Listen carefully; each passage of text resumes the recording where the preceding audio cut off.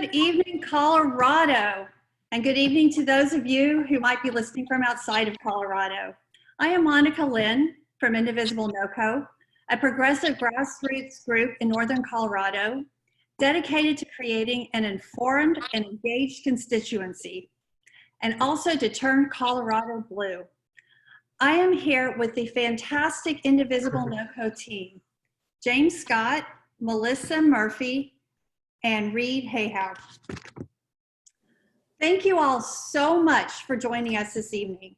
Senator Gardner's seat is considered one of the most vulnerable in the country, and we are so lucky to have two fantastic candidates vying for his position. We are thrilled to have with us tonight former Governor John Hickenlooper and former Speaker of the Colorado House of Representatives, Andrew Romanoff. They're here tonight so that we can hear firsthand from each how they will represent Colorado if elected. One of them will be running against Cory Gardner, and IndivisibleNOCO will be doing everything we can to make sure that that candidate becomes our next senator. And when he is elected, IndivisibleNOCO will be holding him accountable to progressive ideals. We are honored to have Gordon McLaughlin, wave your hand, moderating this event. Gordon is running for District Attorney for District 8, that's Larimer and Jackson Counties. It's an often overlooked but very powerful local office. Educated at Cornell and the CU Boulder School of Law, Gordon is the first Democratic candidate for this office in at least 30 years.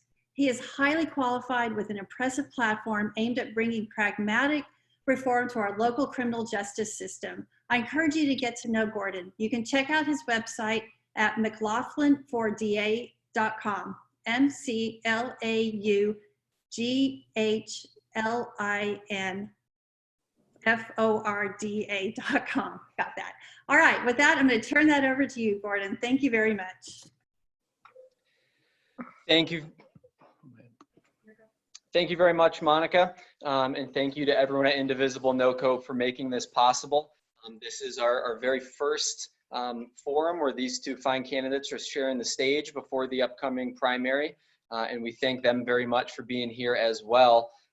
As folks know, it's now narrowed to two candidates, and we have a June 30th primary, and we'll remind you again at the end, but we're reminding you now, don't forget to vote.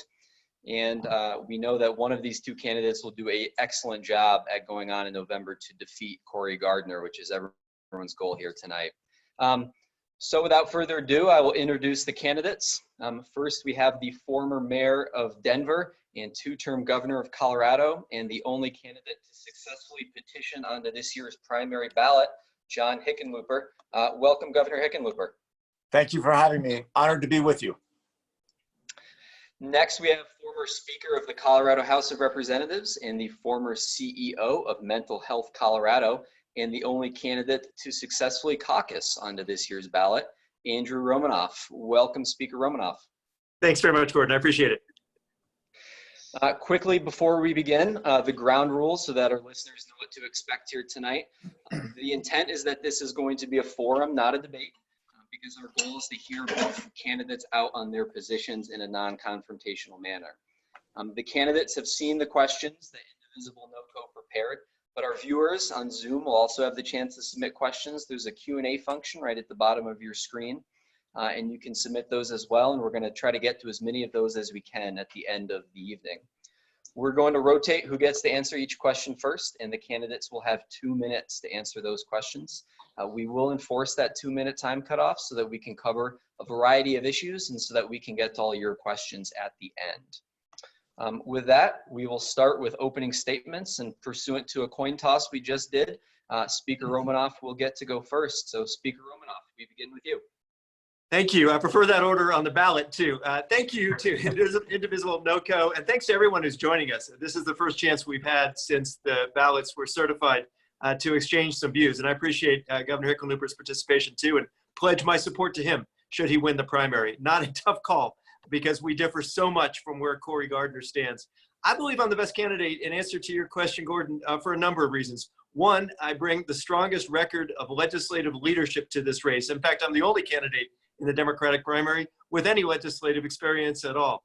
I also bring the broadest grassroots network of support. I've been really honored in the course of this campaign to earn endorsements from 375 county commissioners and mayors and school board members, city council members and legislators all across the state. Not all of them, by the way, are Democrats. Proud to have earned endorsements from Republicans and independent voters as well, because the only way to win a race like this and govern a state like ours or represent Colorado in the U.S. Senate is to build a broad coalition, which is what I've succeeded in doing throughout my career. I was proud to lead the Democrats in Colorado to our first majority in 30 years, our first back-to-back majorities, in fact, since 1960, and became recognized as one of the best legislative leaders in America. But what makes me the strongest candidate most of all is the agenda we put forward, a bold, progressive platform to create a system of Medicare for all, to advance a Green New Deal and combat the climate crisis and put millions of Americans back to work building the kind of clean energy infrastructure we need. We need an economy that works for everyone. And one of the consequences of this pandemic that is clear is it has exposed inequities that preceded the crisis, but have been exacerbated by it.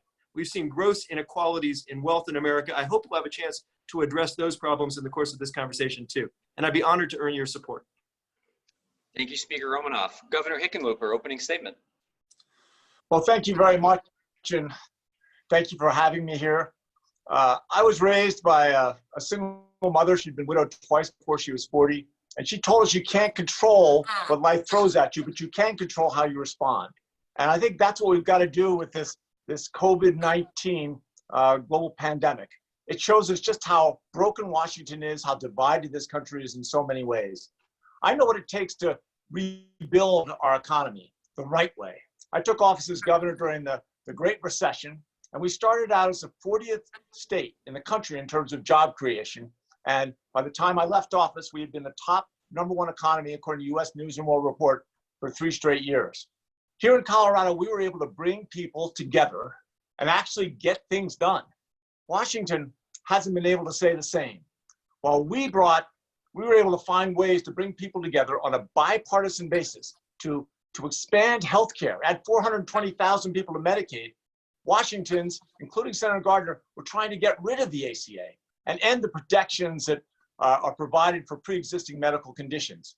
We passed common sense gun safety legislation, universal background checks here in Colorado. And in Washington, people like Senator Gardner, who has benefited from nearly $4 million in direct and indirect support from NRA, they're blocking universal background checks, even the most basic things like checks.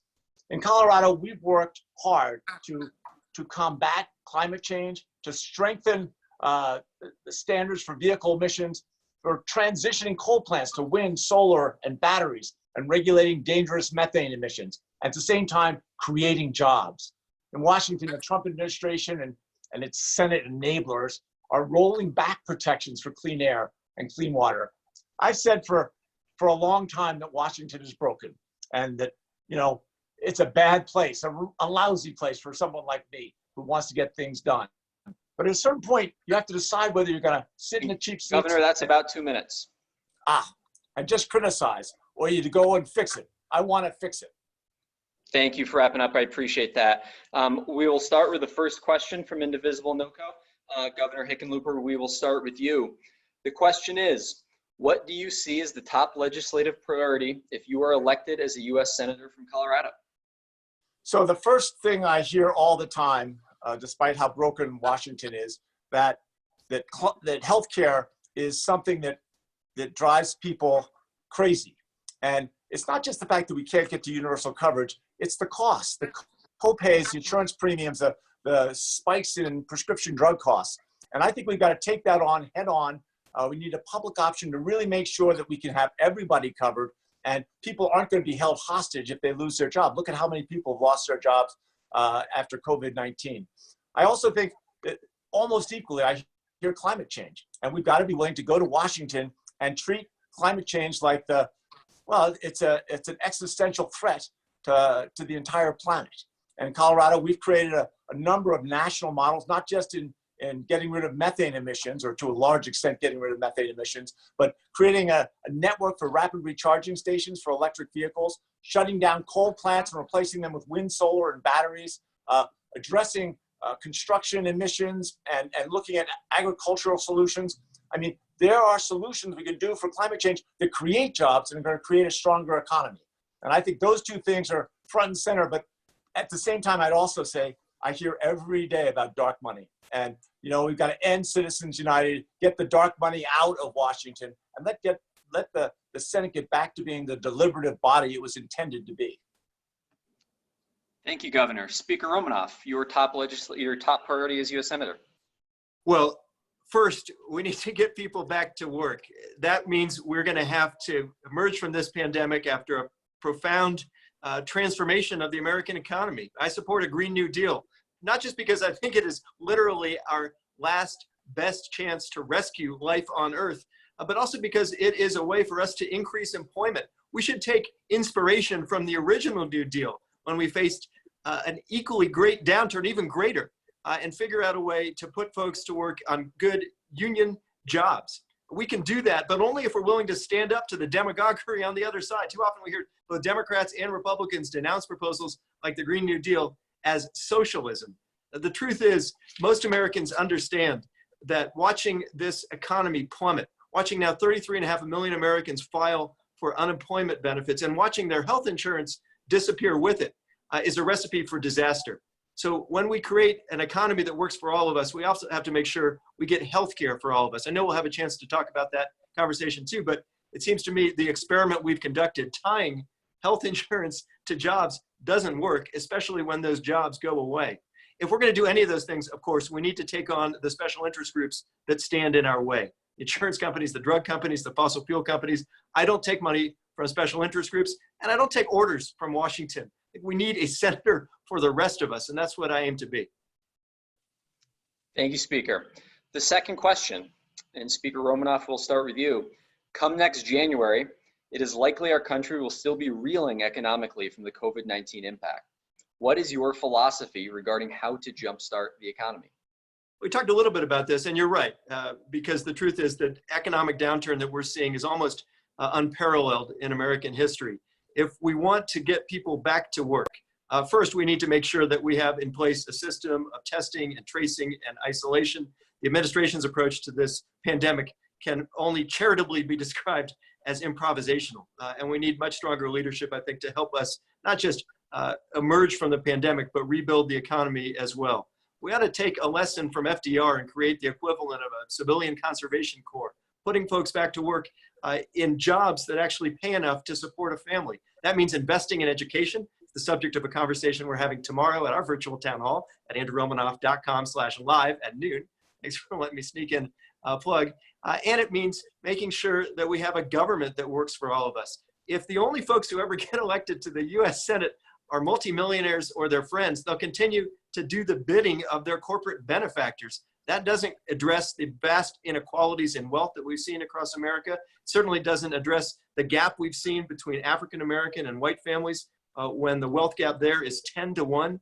So we need to have an honest conversation in this country, not just about going back to normal. That's not good enough. Business as usual wasn't working, but instead to advance the kind of bold progressive changes that I'm campaigning on. That means increasing the minimum wage. It means making higher education available to all. It means investing in preschool and early childhood education.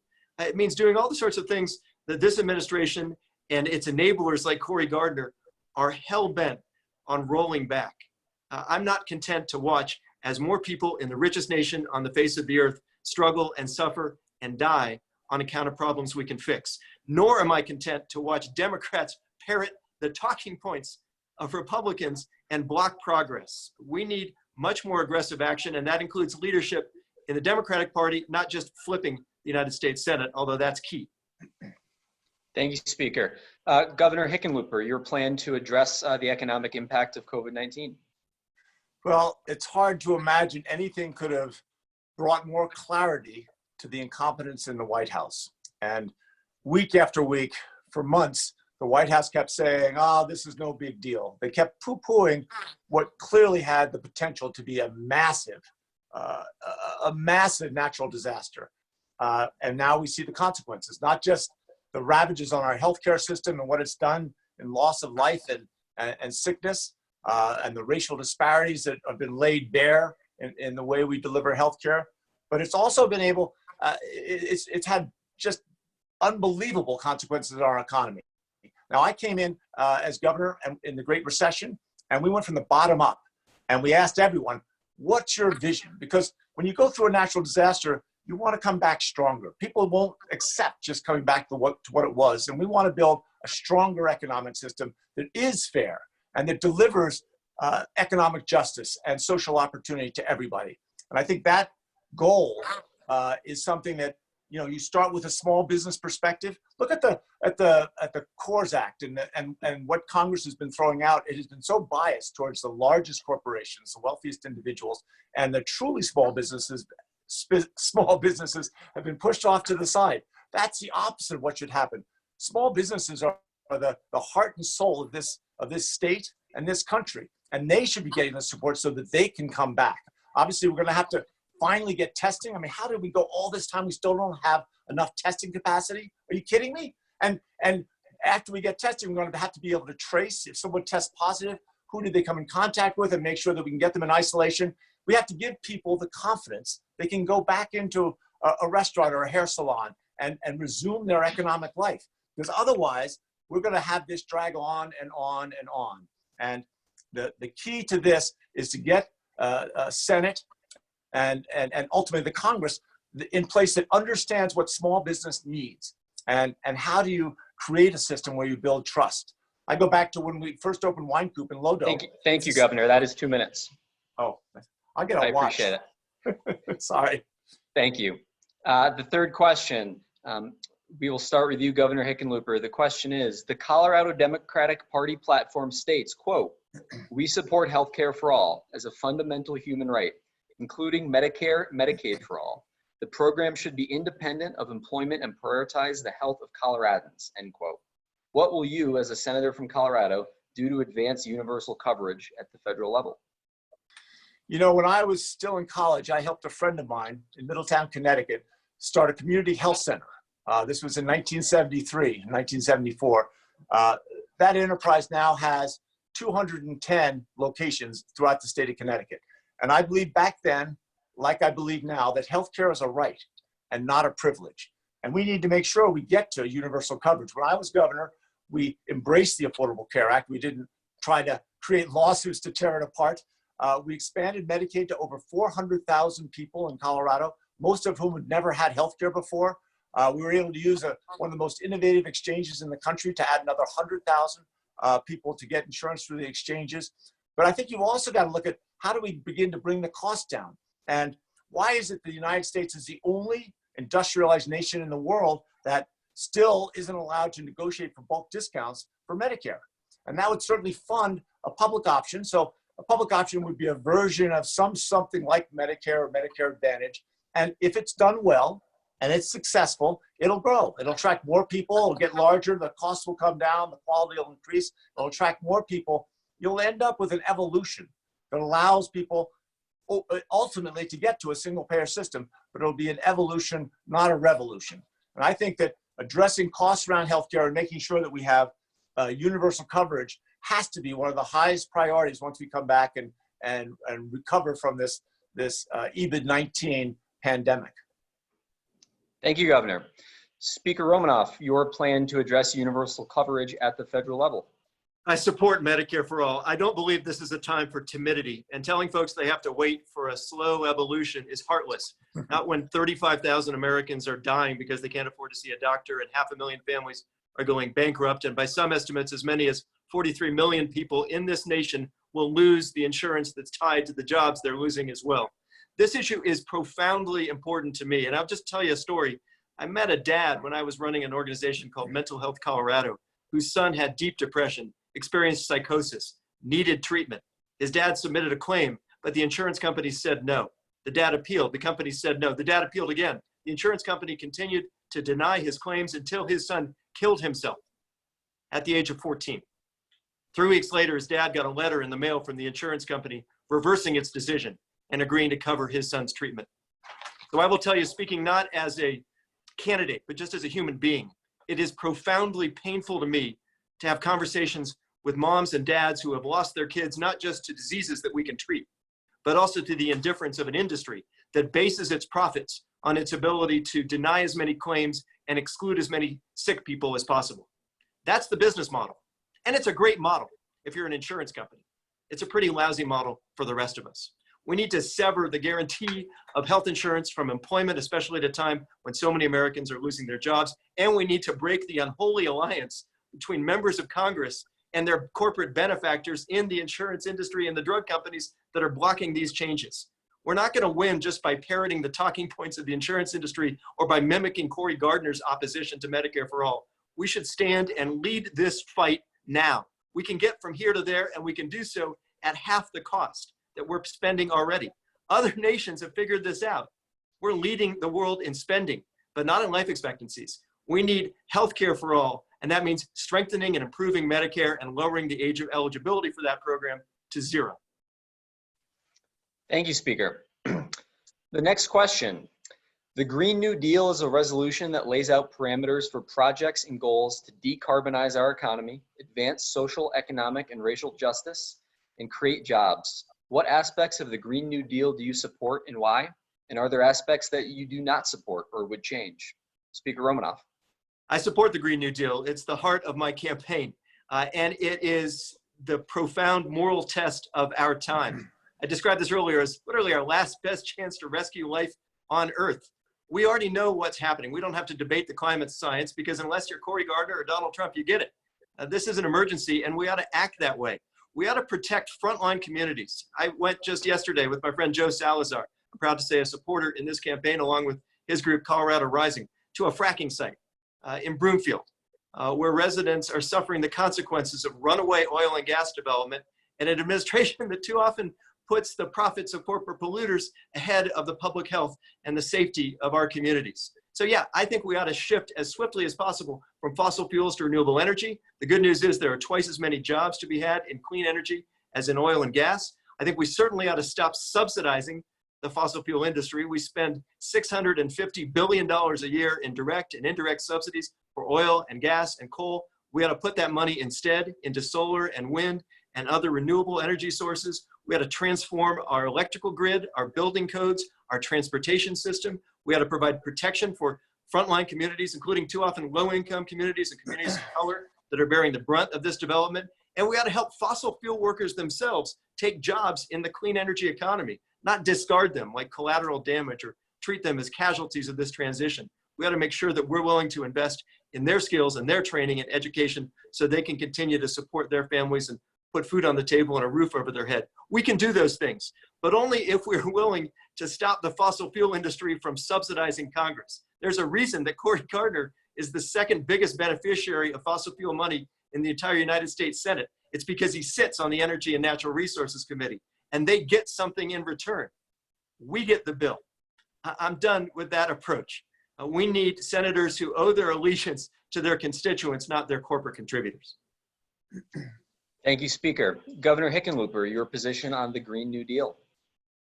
Well, we agree that climate change is one of the greatest existential threats to humanity in the history of the world. And we've got to be vigilant and aggressive with a fierce sense of urgency to address it. I think we've got to get to 0 net carbon emissions by 2050 at the latest, maybe by 2040. We've got to look at how do we create a future that's based on innovation and really gets us to a totally clean economy. How do we get that not just in Colorado, but across the country and then ultimately globally? We look at a lot of what we've done in Colorado as best practices, but it's got to be for the whole country. We help lead a network of rapid recharging stations for electric vehicles, not just in Colorado, but we expanded to all the Western states because we're going to soon, in 3 or 4 years, we're going to have electric vehicles in every make and model. We can't have a bottleneck that keeps us from making that transition rapidly. Down in Pueblo, Xcel Energy is closing 2 coal-fired electrical generation plants, and they're replacing them with wind, solar, and batteries. And methane, they used to vent methane out. When you vent methane, it is 80 times more harmful than CO2 to climate change. And we were able to get the oil and gas industry to spend $60 million. They hadn't done this in any other state, but they spent $60 million a year to address once and for all the methane regulation, the methane emissions. We also have to recognize and go after making sure that we have crop rotations and the right type of healthy agriculture that sequesters carbon in the topsoil. We have to look at our construction materials and make sure that they're not emitting too much CO2. We need to pull all this together, but with innovation, it's going to create jobs. It's going to drive our economy, at the same time save the future of our planet. Thank you, Governor. Question number 5. Over the past decade or more, Congress has repeatedly tried and failed to reform our immigration system. Where do immigration issues fall on your list of legislative priorities? What do you see as the top immigration issue, and how can Congress fix it? Governor Hickenlooper. Well, immigration is just another classic example that Washington is broken and that they've been kicking this can down the road for decades. The bottom line is the first thing we should do is go and address the humanitarian disaster that we see at the border. And we cannot have children snatched away from their families and put in detention centers, or in some cases cages. We've also got to recognize that our dreamers, they don't know another country. They grew up here. They are part of our community, and they deserve every bit the opportunity, every bit the same opportunities of any other person in this country. They should be able to get an education they want. They should be able to have choices where they work. They should have freedom to go in and out of the country when they want. We have no excuse to deny it. I think we also have to, once and for all, recognize that we need an integrated, comprehensive climate change agreement. And if you look at Cory Gardner, he would not support in 2013 a immigration compromise, integrated solution that had 68 senators supporting it. He was flustered that it might come back to haunt him in some way. I'm not sure exactly what his reason was for denying it, but that is above and beyond what we can afford anymore. We've got to get the immigration solved in such a way that it protects American workers, but make sure that we have the labor that we need to rebuild this economy. Thank you, Governor. Speaker Romanoff, immigration issues and how can Congress fix them? This is a place where we agree. You should know I wouldn't be here, not just in Colorado. I wouldn't be in the United States if this country had not opened its doors to my mother and all 4 of my grandparents. I'm the son and the grandson of immigrants, and I'm glad we're here. We are better off, not just as a family, as a country, economically, culturally, intellectually stronger because we've welcomed people to contribute their talent to a nation that needs them. We don't say that often enough. We've allowed instead a president of the United States to demonize immigrants and refugees, to declare the country full, to describe asylum as a hoax, to cage children and tear families apart, to suggest opening fire on migrant families. He has undermined our moral standing around the world and dishonored our heritage here at home. But let's be clear, the reason Donald Trump has been able to inflict so much damage on this nation is in part because he finds allies like Cory Gardner at the other end of Pennsylvania Avenue. So yeah, we need, as swiftly as possible, a plan of comprehensive immigration reform that includes a path to citizenship, a path that does not take decades on end. We need to make sure that we honor the fact that immigrants are contributing more to the economy than they're consuming, and despite all the president's lies to the contrary, committing crimes actually at lower rates than native-born Americans. Now, we can get those things done, but only if we're willing to stand up to this administration, and it should come as no surprise. When Donald Trump announced his candidacy for president, when he descended the escalator in his tower, he described the people of Mexico as rapists and criminals. That was an early warning sign of the kind of regime he would lead. He's using not just a dog whistle, but a bullhorn to embolden extremists to fan the flames of racial violence. This issue is personal to me for one other reason. One of my cousins was adopted from Guatemala at a very early age. This is the only country he's ever known. When he was riding to school on the bus in 2016, his classmates taunted him. They said, when Donald Trump wins, you're going to have to go back to where you came from. He went home in tears. The president's rhetoric and his policies have been profoundly scarring to all of us. And we need to recover and implement the kind of changes that will honor our values and our heritage. Thank you, Speaker. Governor Hickenlooper. Oh, excuse me. No, we're on the next question. I apologize. Speaker Romanoff, we'll go back to you. What do you think Congress should do to ensure all eligible citizens have the opportunity to vote?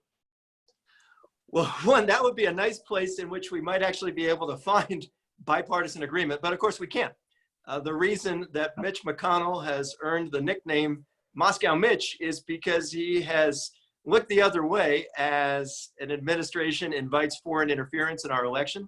He has refused to take action on the kind of election security measures that we need. He has countenanced the sort of voter suppression efforts that unfortunately are not confined to some distant decade, but are present now. The President of the United States himself admitted that if we allow folks to vote by mail, as we should, in a universal mail-in balloting system like Colorado has, he said our own party, speaking of the Republicans, won't win very many elections. This is not fundamentally, or should not be at least, a partisan issue, but it's become one, in part because senators like Cory Gardner and presidents like Donald Trump have decided to turn it into that. So I believe we ought to include a system not only of universal mail-in ballots, but by making Election Day a federal holiday, by making voter registration automatic, by making sure that every eligible citizen has a chance to vote and that every vote is counted, standing up to the sort of voter suppression efforts that we've seen underway, maintaining the integrity of our election system itself, and making sure, especially during this pandemic, that we don't allow the sort of sabotage to take place that disenfranchises millions of Americans. And let's be honest, it's not the only an equitable burden that these Republican lawmakers are imposing. It is meant specifically to disenfranchise African Americans and other communities of color, to tilt the playing field. We've seen it here in Colorado. When you can't win an election fair and square, you just call a new election, hoping that some sort of artisanal electorate will produce the outcome you want, abusing the recall process. I'll stand up to those efforts in the United States Senate. I stood for campaign finance reform in the Colorado House, and I'll continue to lead that fight in Washington. Thank you, Speaker. Governor Hickenlooper, ensuring the right to vote. Yes, and that is a foundation right now. If we begin to look forward and examine what the circumstances might well be in November, when the country comes together to hopefully pick a new president. If you step back and look at if COVID is still rampant at that time, if people are still worried about going out and coming in contact with others, we don't want to see on a national level what we saw last month in Wisconsin, where people had to make a decision about whether they wanted to exercise their most sacred right to vote, to participate in our democracy. But if to do so, they would have to risk their life. And I support everything that Andrew said. I helped work on the all-mail ballot. It's been here for 6 years, and people don't realize that the yield, the turnout increases when you have an all-mail ballot. The cost comes down. So we save about $6 per voter. And when you're talking about millions of voters, that's a significant savings. And at the same time, it's safe. We should have automatic registration. My son Teddy is about to turn 18, but when he got his driver's license, he got registered and he'll be eligible to vote this year. He's pretty excited. And at the same time, we should make sure that every states have this same opportunity. We have automatic registration. You can do same-day registration. You show up on election day and vote if you want to. These are the things that should be available to everyone. Look at the money we're spending on the CARES Act and the stimulus we're putting back from COVID-19. It would take roughly $2 billion to allow every state in the country to do an all-mail ballot. And I think that should be the baseline. Let people embrace democracy and don't try and squash the vote, which is what the Republicans have been doing for years. Thank you, Governor. Next question. Governor Hickenlooper, do you support filibuster reform? Well, I do. I will listen to any rule change. And I certainly think that the way the filibuster is being used now is a joke. I think, though, the real problem is the people that we've allowed to get into office. And, you know, some of the structural changes that have happened in our electoral system over the years that have created a situation where people will do anything they can to win. They'll do whatever it takes. And then once they have power, they will hold it ruthlessly. And you look at what Mitch McConnell has done, and I don't know anyone who works with him who thinks that he is looking anywhere beyond maintaining his role, his power in the U.S. Senate, and really bottling up any kind of change. You look at all the bills that came out of the House in the last 2 years, they can't get on the floor. There are close to 70 votes to support universal background checks for gun purchases, and yet Mitch McConnell, with the support of Cory Gardner, although of course Cory's gotten almost $4 million worth of support from the NRA, but they won't let that bill come to the floor. I think we've got to look at rule changes and eliminate things that have been structural, like gerrymandering, like making sure that all votes are counted, and that we don't allow them to allow different states to exercise voter suppression at high levels. I mean, if we are able to get the dark money out of Colorado and out of Washington, then we can begin to see a system that might work. But we've got to end Citizens United, get rid of it, get rid of the gerrymandering, and begin to build a structure that can accommodate a fair democracy. Thank you, Governor. Speaker Romanoff, the filibuster. We should eliminate it. I appreciate your brevity. Would you like to expound upon that? Not on the filibuster, but on the other sort of legislative changes we need, sure. The House I led takes a vote on every bill. We give a hearing on every bill. We allow people to come testify on every bill. We don't allow the sort of backroom deals that take place in Congress, where the only folks allowed in the room are a handful of lawmakers and the lobbyists who wrote the legislation in the first place. I think a sunshine law, the kind that applies in Colorado among meetings of lawmakers, ought to apply in the U.S. Senate. I certainly support the efforts we're describing here to reform the way that we finance campaigns. If we allow not just Republicans, but Democrats to continue to sell public offices to the highest bidder, we will dramatically narrow the pool of candidates who run and those who win, and warp the decisions they make as a result. That's the kind of pay-to-play politics that's not only corrupted our democracy, it's also soured a lot of Americans on participating in the first place. I happen to believe the kind of campaign you run says something about the kind of elected official you'll be. I'm proud to have run a bold grassroots campaign. You can join us, by the way, if you go to andrewromanoff.com, click on the tab, get involved, because we're trying to engage as many Coloradans as possible. I don't have all the money in the world. I can't buy the nomination. I'm trying to earn it. And I have literally texted almost 500,000 voters one at a time, listening to people across the state in a way that Cory Gardner has refused to do. He hasn't held a town hall meeting in 2.5 years. We need a candidate and a senator who will show up and answer questions, not duck debates, not hide from the press, but actually be as accountable and transparent and responsive in the course of our campaign as we hope to be when we serve in public office. Thank you. The next question. During the past 4 years, we have seen an unprecedented attack on the rule of law from the executive branch. What would you as a senator do to protect the rule of law and assert Congress's role as a co-equal branch of government? Speaker Romanoff. Yeah, it's a terrific question. I used to teach American government, and I feel like I need to go and regrade my students' papers because the ones who couldn't identify 3 independent branches of government should be forgiven. We don't have 3 functioning branches of government. Instead, we see a guy like Mitch McConnell running what somebody described as the invertebrate caucus of the U.S. Senate, essentially surrendering their authority to the White House. We ought to reclaim that authority, assert it, including under provisions like Article 1 of the Constitution and the War Powers Act, so that Congress alone has the right to declare war, rather than allow a regime run by a bunch of chicken hawks to declare war by other means. We ought to make sure that we have in the U.S. Senate folks who are going to be holding the president accountable and stand up to their own party, even when the going gets tough. That's what voters in this state demand and deserve. They want to know if we're going to be accountable to them, to the Constitution, to our conscience, to our constituents. I tell folks I'm standing up to my own party right now by running, despite all the efforts on the part of the national political establishment to sabotage our campaign and stifle this contest from taking place. So yeah, it's important to me that we have in the United States Senate a group of women and men, ultimately I hope of both parties, who are willing to hold the executive branch accountable. We don't have a senator like that right now in Cory Gardner. We have a rubber stamp instead. And President Trump said as much when he embraced Cory at the rally they held, saying Cory is 100% with him. That's part of the problem.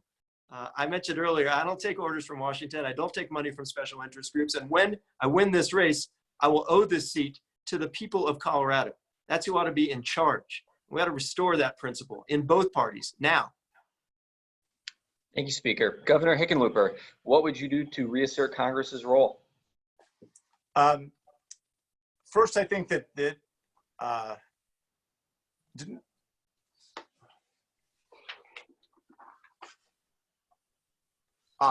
sorry, I was on the reassert the role.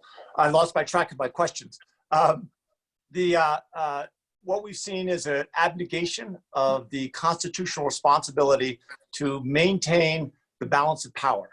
And Attorney General Barr, in his unyielding effort to protect anything that President Trump asks of it or requires him to hide or protect, has really set a new standard for what this what our government has become. And I think when we step back and look at some of the things that are going on, I mean, Mitch McConnell is going into the Senate and spending all his time trying to stack the court with the most outrageous, I mean, just incompetent judges. Many of these judges, not only are they judged insufficient by the American Bar Association, but they are inexperienced. Some of them have never been in a court, and yet he's grinding it out, trying to stack every judge he can into that. Our government is based, the founding fathers accepted that we had three parts of government, right? The judicial, which Barr and Trump are trying to demolish, Congress, and the Senate. Again, they haven't looked at a single bill that's come over from the House in the last 2 years. They are doing nothing but stacking the courts. And then, again, the president. I don't have to go into long details about what Donald Trump thinks of our Constitution and how easily he is able to break away, say whatever he wants. Look at the billions of dollars that are going out in this COVID response, the COVID-19 response, that are going to the largest corporations. It's supposed to be about small business, and went to 100 publicly traded companies. Think about that. That's 2 minutes. Thank you, Governor. Next question. According to data from the Pew Research Center, the wealth gap between the richest and poorest Americans has more than doubled since 1989. And the U.S. has the highest level of income inequality in the G7 nations. What do you think Congress should do to reduce income inequality? Governor Hickenlooper. Well, this is one of the great weaknesses that's been going on for 50 years. And there's been a constant, just little chinks here and there, but we've been taking away the rights of workers. We've been taking away the opportunity for people to make a fair day's wages. I had a friend who was telling me today that when I try to call up citizens around Colorado every day, I try to spend an hour hearing their stories. And this woman had worked at CSU going back into the late, I think it was 1988. And she was getting $7.50 an hour, right? And she was having a hard time living back then. Think about it today, that people are trying to get by on what are clearly wages that are 10, 20, 30 years behind. So the basic stuff, I mean, obviously raise the minimum wage, increase the earned income tax credit, make sure every working parent has childcare. I mean, that's the basic blocking and tackling. But again, every disaster allows us the chance to be resilient and to be able to build back not just what we had, but something much better. And I think this is an opportunity to rethink our tax system and what it can look like, and make sure it's more equitable and allows young people the motivation to say, hey, this is fair. I've got a chance. I'm gonna start out and build a life for myself here. And the deck's not going to be stacked against me. This sounds, I mean, it's been going on for 50 years, but we've got to recognize that we can turn this around if we all come together. And this is the perfect time. This is what a national disaster will do. It should allow us to gain a significant amount of unity. Thank you. Speaker Romanoff, reducing income inequality. Well, it starts by recognizing that the gap between rich and poor is wider than at any point in 100 years. This crisis didn't create that gap. It has exposed it and exacerbated it and made us recognize that the gap is not born equally. White families hold on average 10 times as much wealth as African-American families. That fact, that unacceptable but undeniable fact, is the product in large part of not only the history, but the persistence of racial discrimination in this country, our original and persistent sin. I had a chance to supervise and design an undercover investigation of employment discrimination at a state civil rights agency, pairing white and African-American job applicants, testers, we called them, and found too often racial bias in the labor force. No great surprise to any African-American in America, but a reminder to all of us that we need to put in place a set of policies that close that gap and give all of us the opportunity to succeed. Going back to business as usual doesn't do the trick. So we need to pursue policies that not only raise the minimum wage, but make it possible for people to earn more than the minimum wage. And that means investing in education. It means extending a period of basic income throughout at least the course of this pandemic. It means providing childcare and family leave and medical leave and sick leave. It means divorcing health insurance from employment, so your ability to get high quality health care no longer depends on your job. And it means changing the very folks who are making these decisions in Washington itself. The House and the Senate don't look a lot like the rest of America. The Senate especially is a chamber that might as well have a sign hanging outside that says only millionaires need apply. And that means in part that we have created a government that doesn't look like the rest of the country and serves its own interests at our expense. We need to change that too. Thank you. The next question. In 2016 and 2018, our elections suffered from the influences of dark money and foreign interference, amplified by social media. What would you do to curb these influences and ensure an informed electorate? Speaker Romanoff. Well, we could start by getting the Senate to take action and hold a hearing and cast a vote on the very first piece of legislation the House sent over back in the beginning of 2019, H.R. 1, to expose the role that dark money and these foreign influences play in our elections. As I said earlier, I thought this might be a point of bipartisan agreement, but of course, that's not happening. Mitch McConnell has allowed not only that bill, but 700 others to gather dust on his desk. He describes himself as the Grim Reaper of the US Senate, and he takes it as a compliment. He's made good on his threat to kill every meaningful piece of legislation that emerges from the House. His watchwords, he said, were leave no vacancy behind. So he and Cory Gardner remain hell-bent on stacking the courts, but not actually addressing the fundamental inequities and the role that you just described, Gordon, that dark money and campaign finance violations play in distorting our electorate. We're trying to lead by example. So I don't take money from political action committees or special interest groups. I guess I should acknowledge they're not offering. If you're an insurance company or a drug company or a big fossil fuel company, you've got other preferences in this race. You're not asking to line my pockets, and that's fine. I think it's part of the problem. Too often the members of Congress who sit on these committees are subsidized by the very industries they're supposed to be regulating. It's one of the reasons we took a pledge not to accept fossil fuel money, because we recognize the only way to take action on the climate crisis is to stop the influence that oil and gas and coal companies play in bankrolling Congress and blocking reform. It shouldn't rely, of course, on the individual initiative of a candidate. We should have laws in place, policies in place that actually block this influence from taking hold. When I was in the State House, I led the fight for campaign finance reform, did the same as a member of the board of Colorado Common Cause. I'm glad Colorado has taken action on that front, but we need a national commitment to this cause. And it's got to come not just from Republicans who stand in the way, but by replacing Democrats who block this kind of progress too. Thank you, Speaker. Governor Hickenlooper, ridding our elections of foreign influence. Well, you know, we started something down in Colorado Springs called the National Cybersecurity Center, and that allowed me to look at just how deep and pervasive these attacks have been. I mean, we're at war, and this is no different than bullets or missiles.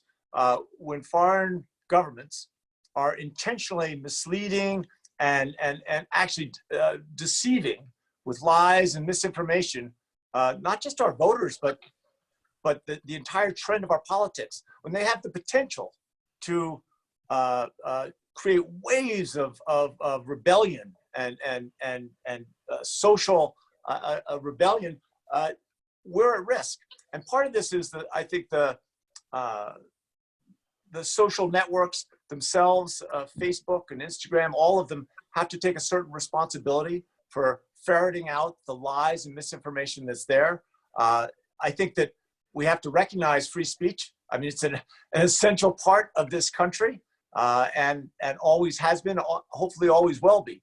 But we look at what these foreign countries are doing in terms of intentionally trying to sway the opinions and the votes of the American people, and it is as serious a threat to our electoral process as anything I know. And I believe firmly that one of the biggest challenges, we don't have any protocols.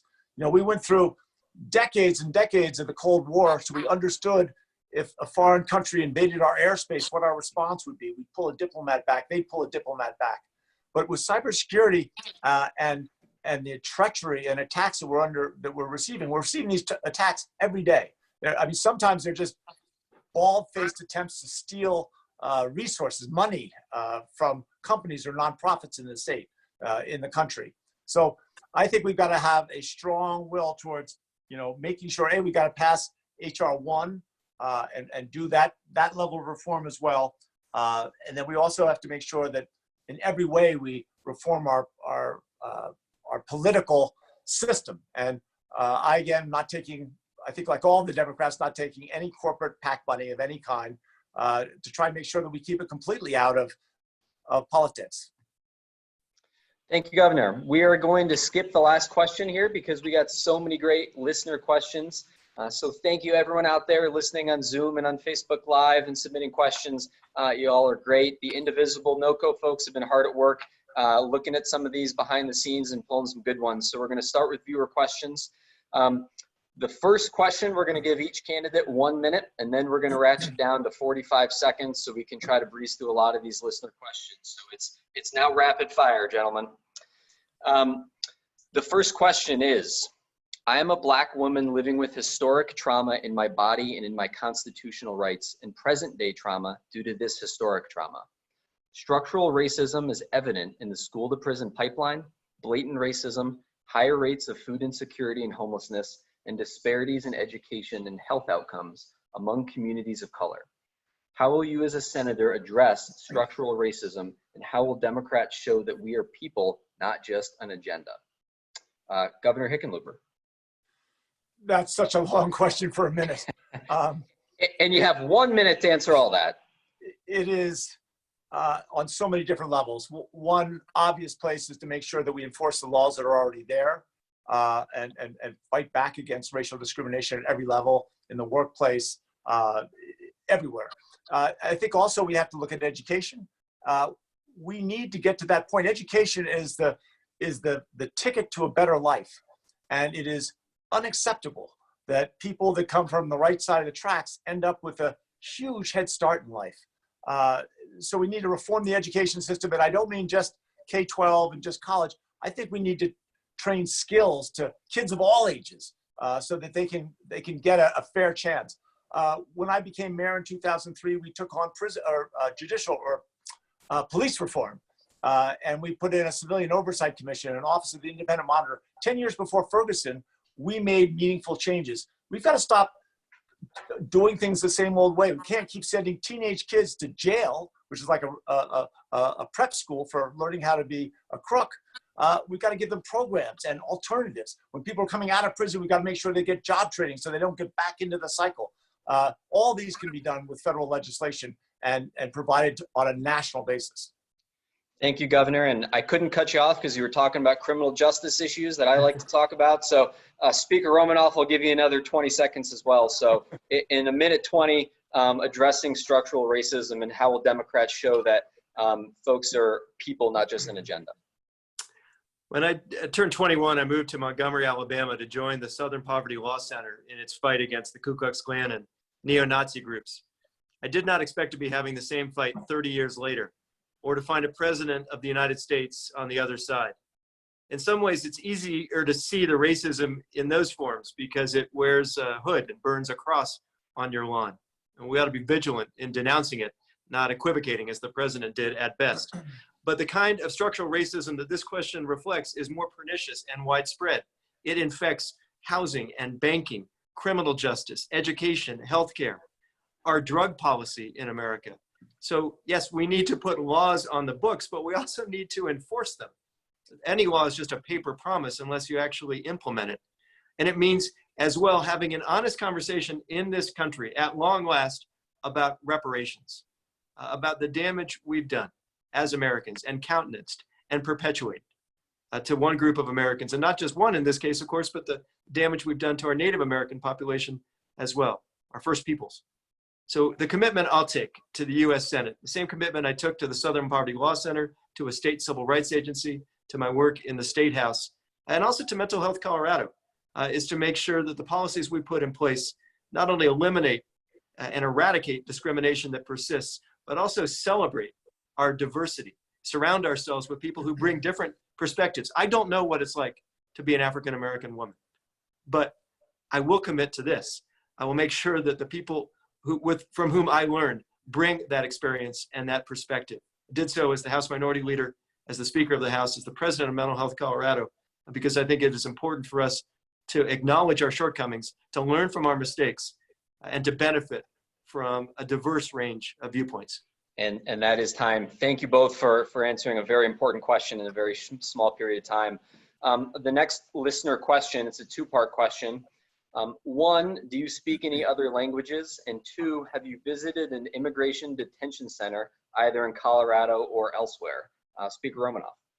Yes, and yes. So I speak Spanish. I used to live in Central America. I moved there after I finished college, moved to Nicaragua, among other countries, in the wake of a very brutal civil war that our own government helped finance.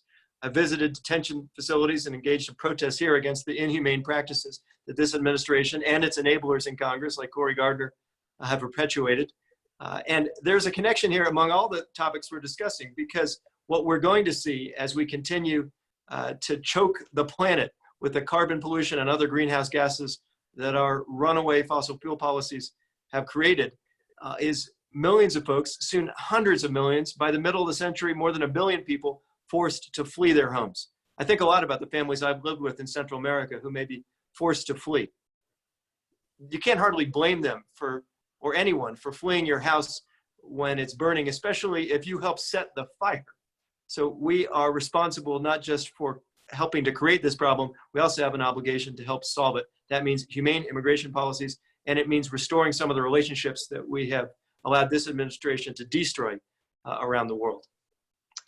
Thank you, Spanish, Speaker. by the way, is the answer to your first question. Spanish and a little bit of French. Okay, thank you. So tell me the two questions again. Yes, Just to be fair. And how I long is will. the time? What is the time of response? 45 seconds. Okay. The question is, do you speak any other languages? And have you visited an immigration detention center either here in Colorado or elsewhere?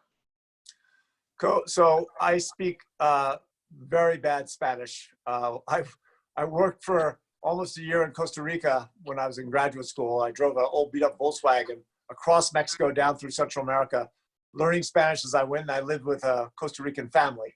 And I've been gone down to Latin America many, many times since then. We created the Biennial de las Americas, which is the biennial of the Americas. It's like a mini Davos where we bring together thought leaders from all over the hemisphere every 2 years in Denver. And it's allowed me to practice my Spanish a little more, but I'm not good.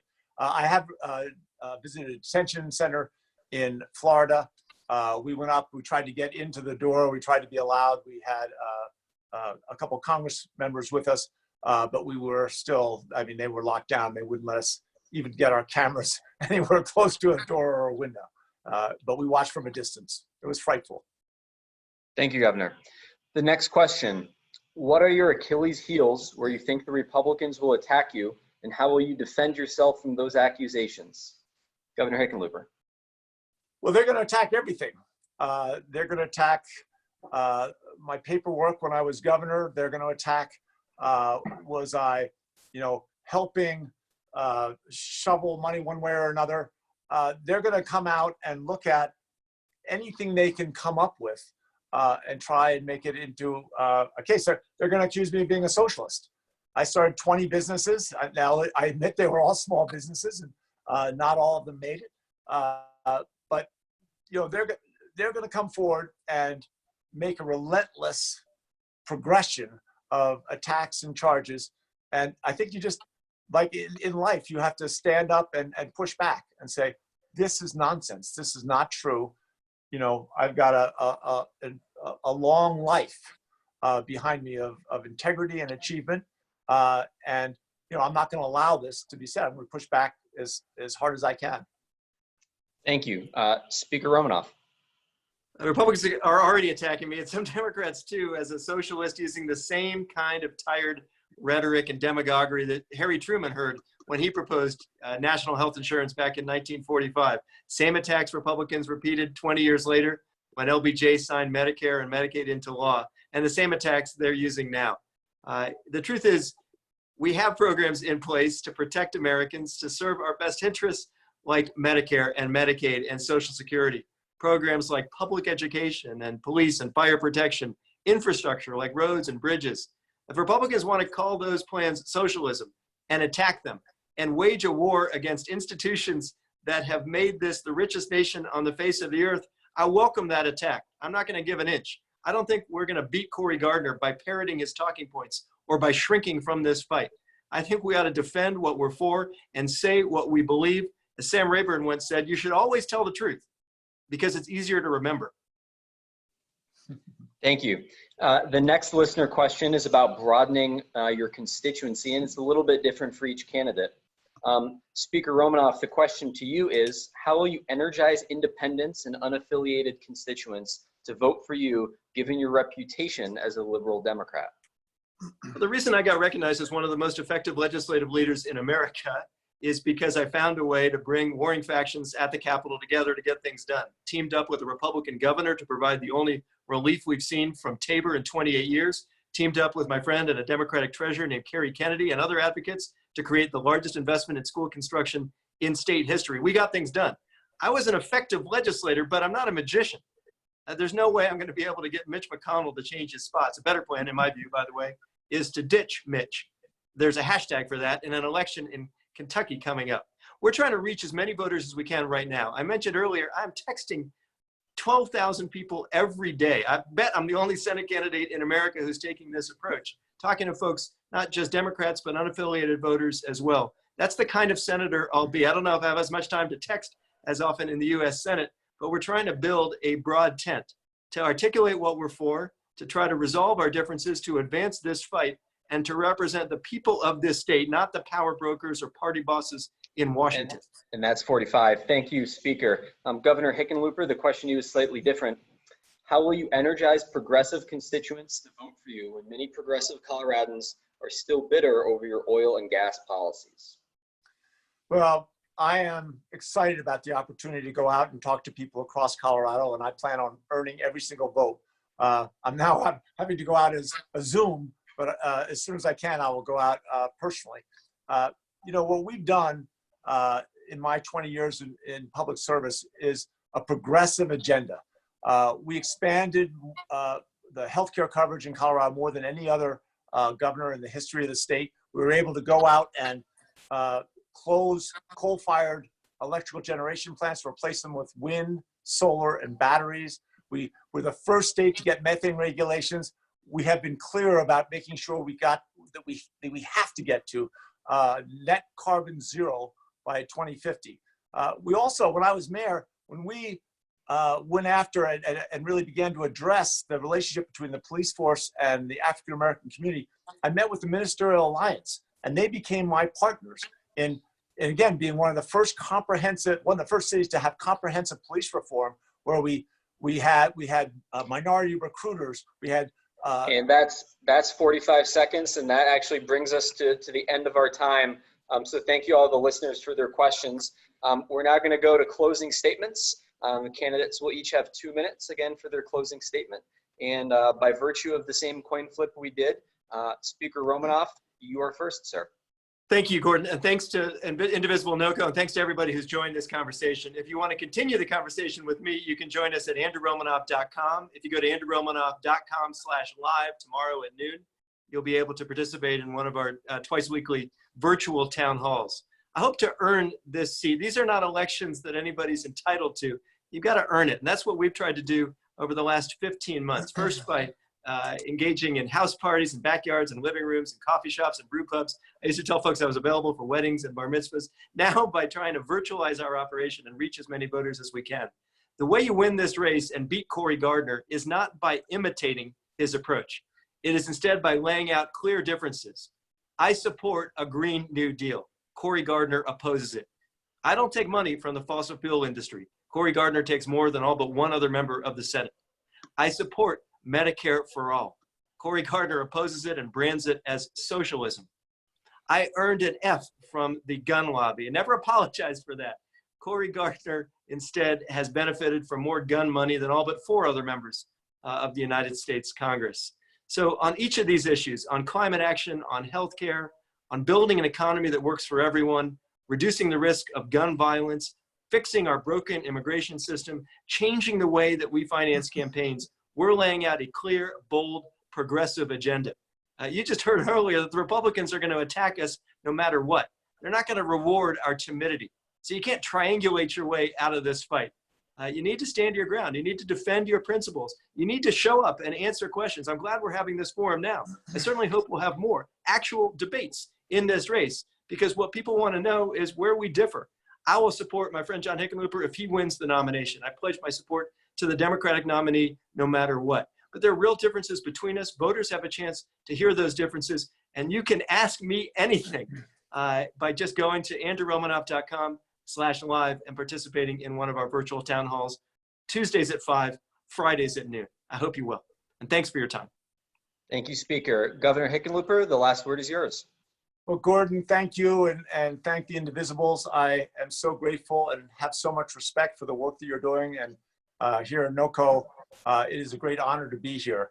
When I first ran for mayor, and I'd never run for student council, I was 49 years old, and I just got frustrated. I wanted to make government work so people would respect it. And, you know, I ran, I didn't get anywhere in the polls, and I used to tell this story to try and fire up my young volunteers about a professor of public speaking at the University of Wyoming.